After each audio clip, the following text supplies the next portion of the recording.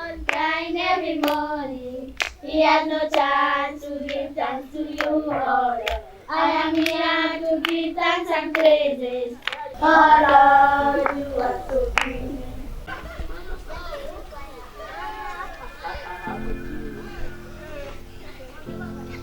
I'm the manager and founder of Julius Dora Children's Home, which is situated in Maseno, Vihiga County. Both my parents were pastors in the Anglican Church. And when we were growing up, we always lived with other people. Like somebody would just come with a baby and leave them with my mother and say, "Huyu mtoto nimekupatia." And then the child becomes our sister. Mostly they were girls, so they would become our sisters. Julius and Dora were my parents. Yes. And I said they were pastors in the Anglican Church, and we stayed with many children here. Not here in Kitale, that time we were living in Kitale. And so I thought that in their honor, we named this home after them. And also this land was theirs, but they bequeathed this land to the children, so the land is in the children's name. So when I moved here, the people here, they were very unhappy with me because they knew, somehow they knew that these children, they are burdened babies. They knew that some of them are incest babies. So they used to think, now this Floice, she goes to pick these things that have been thrown away. She thinks these are babies. And they were not very happy with me. But eventually now they have come to accept. Because I used to tell them, these babies, if you look at these babies and you look at your babies, is there any difference? Do my babies have horns?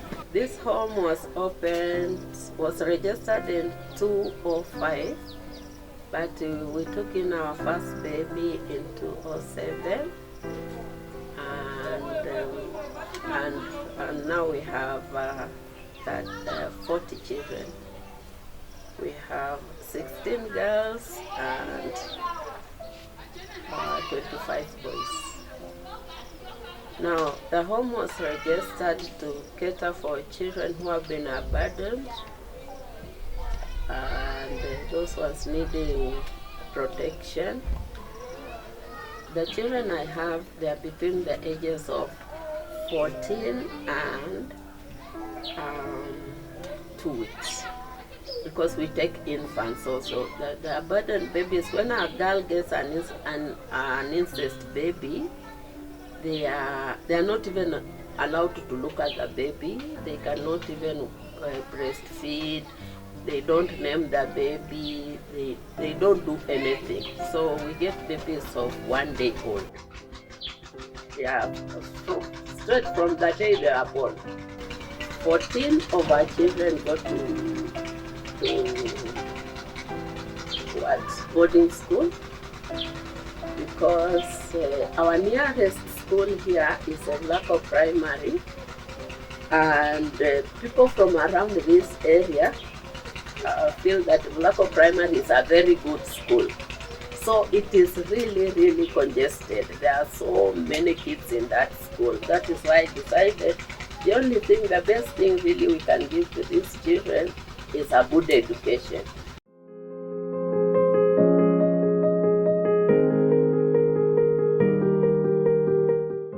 A typical day, when they wake up, the boys will mop their house and clean wherever, clean here, clean the toilets, and the girls will also mop their house. The girls will help with the babies. They are nannies. So there's a cook. She will go to the kitchen and start making breakfast. The girls will bathe. Also the boys have to bathe. Okay, not always, because you have to follow them. Have you bathed? Have you bathed? But they are supposed to bathe after mopping the house. Then they have their breakfast. After breakfast, they can either do their studies, but the thing they love most is just hanging around and playing football. Okay, when they go to school, they wake up in the morning. By the time they wake up in the morning and have their baths, yeah? By the time they are finished having their baths, breakfast is ready. They take breakfast and go to school. And they have lunch at school. Then the baby class will remain. Baby class, they have a teacher who comes every day to teach them.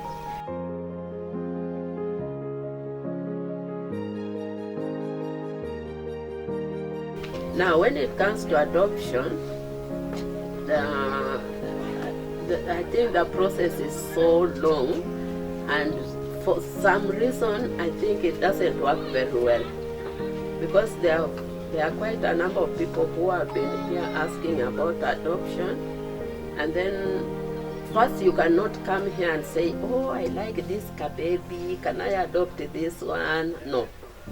You come, then I can take you to the children's office, and they take your details, they tell you what is needed, or we go to an adoption society.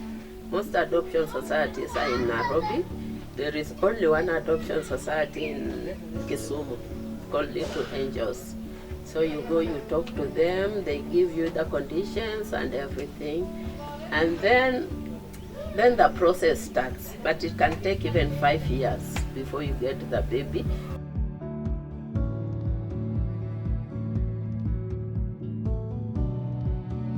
It is not very easy, but God provides for us.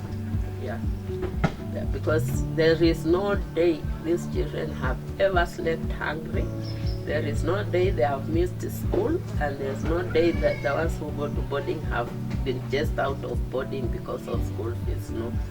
So I just want to say I'm grateful to God for His provision for these children. The eldest child we have now, they're in class. They did their exams. I have 3 children who did their KCPE. We're expecting results anytime now, and we are just praying and hoping that they have done well. They have passed their exams, because we hope that, you see, if they pass and get at least over 400, they have better chances of getting a scholarship and going to a good school. So we have individual donations. There's a team of people, friends, who have come together. They call themselves Friends of Julius and Dora Children's Home. No, Friends of Julius and Dora Children. And they contribute regularly to help us run the home, to maintain the home. And we are really, really grateful to them, because really without them we would not have managed. Then there are university students, Maseno University students, who come here very regularly, like maybe like even when the university is open, they can come even every weekend, different groups. And when they come with the presents, they come with the food stuff. Some of them come and they have bought food, they come and cook and they eat with the children. They clean the place, they wash clothes, they mop the place. They talk to the children, they play with them. So we are also very grateful for that, because it really encourages the children. Even myself, it encourages me. It encourages the children to know that they are part of the community and they are loved. And it also encourages them to work hard, because they also want to work hard and go to university. So we are grateful to that. The other people who contribute also is the church. We belong to the Anglican Church. So a lot of, once in a while they will organize, like the Mothers Union will organize and come and visit the children and just sit with them, have prayer with them, talk to them about God, Bible stories. Maybe estates. In the Anglican Church, in the church we have different estates. So an estate can organize also to come and visit the children. And then there are just individual people, even just from the community. Someone may bring vegetables, another one will bring fruits, these avocados. Of course, money is always a challenge, so we have to budget and be very careful how we use the money we get. I do some farming in Kitale. I told you my parents had a land in Kitale, and I also work. Sometimes I work. Yeah, I do some. I worked with a consultancy firm for a long time until when I established the home, and I felt that I needed to be here. I needed to be here for the children. So we agreed with my company that I can work. When they have work for me, they call me, I go and work, and they pay me, I go my way. I come back here, I sit with the children, and until next time when they have work for me again. So I do that also. There are a lot of challenges. One of the main one is health. It is expensive also. Although when you get there, the treatment itself is not, you don't pay. But then you have to buy the drugs. So it becomes expensive. So those are the special cases. Now the other problem is the children's office can bring a baby here and tell you, just look after this baby for us for the weekend. On Monday, we are coming for the baby. We are looking for where to place him.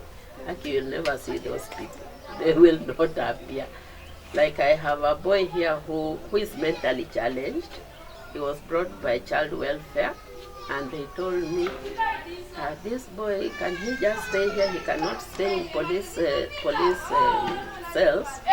Can he just stay here for the weekend? And we'll take him. We are looking for where to take him. Then they have never come again. Like it's now 4 years down the line. You call them, they say we'll come. They have called, I've tried. And then the other challenge is the government says that the child at age 18 is an adult and should not stay in a children's home. But we know that at age 18, a child is still depending on their parents. At 18, what happens to these children? Because they are my children, I brought them up since they were born. The only mother they know is me. I cannot now at age 18 tell them now go. Where will they go? I would encourage other people, my people, to support these babies. Okay, it's not everybody who might be wanting to take a baby into their home that they don't know the background, but you can support a child from wherever that child is. For example, if it is here at Julius Dora, you can say, okay, I'll support one child, I can pay school fees for this child, I'll pay, maybe I'll buy uniform, things like that. That would be very, very helpful to us. Because, okay, for us we have the heart to stay with the baby. You might not have the heart to stay with the baby, but you can still support.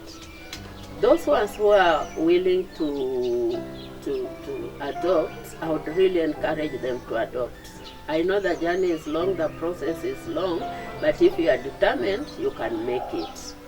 So they should be encouraged also to adopt so that a child has a home, a family they identify with. And they know that this is my mother, this is my father, these are my brothers. Yeah.